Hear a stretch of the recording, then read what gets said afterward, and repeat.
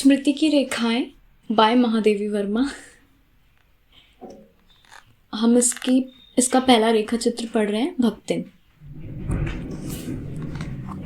छोटे कद और दुबले शरीर वाली भक्तिन अपने पतले ओठों के कोनों में दृढ़ संकल्प और छोटी आंखों में एक विचित्र समझदारी लेकर जिस दिन पहले मेरे पास उपस्थित हुई थी, तब से आज तक एक युग समय बीत चुका है।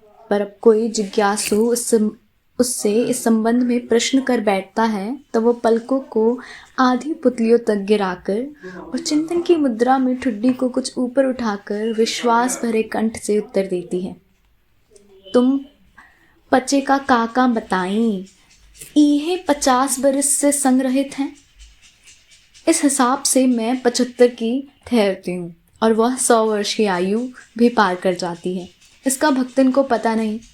पता हो भी तो संभवतः वो मेरे साथ बीते हुए समय में रत्ती भर भी कम न करना चाहेगी। मुझे तो विश्वास होता जा रहा है कि कुछ वर्ष और बीत जाने पर वह मेरे साथ रहने के समय को खींचकर 100 वर्ष तक पहुंचा देगी, चाहे उसके हिसाब से मुझे 150 वर्ष की असंभव आयु का भार क्यों न ढोना पड़े। सेवक धर्म में हनुमान जी से स्पर्धा करने वाली भक्तिन किसी अंजना की पुत्री न होकर एक अनामधन्या गोपालिका की कन्या है। नाम है लक्ष्मी अर्थात लक्ष्मी।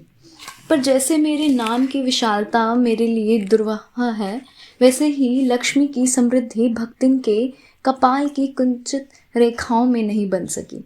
वैसे तो जीवन में प्रायः सभी को अपने अपने नाम का विरोधाभास लेकर जीना पड़ता है, पर भक्तिन बहुत समझदार है, क्योंकि वह अपना समृद्ध सूचक नाम किसी को बताती नहीं।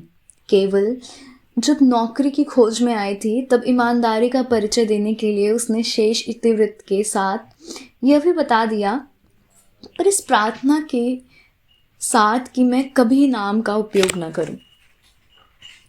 एक नाम रखने की प्रतिभा होती तो मैं सबसे पहले उसका प्रयोग अपने ऊपर करती। इस तथ्य को वह देहातिन क्या जाने। इसी से जब मैंने कंठी माला देखकर उसका नया नामकरण किया, तो वह भक्तिन जैसे कवित्वहीन नाम को पाकर भी गदगदा हो उठी।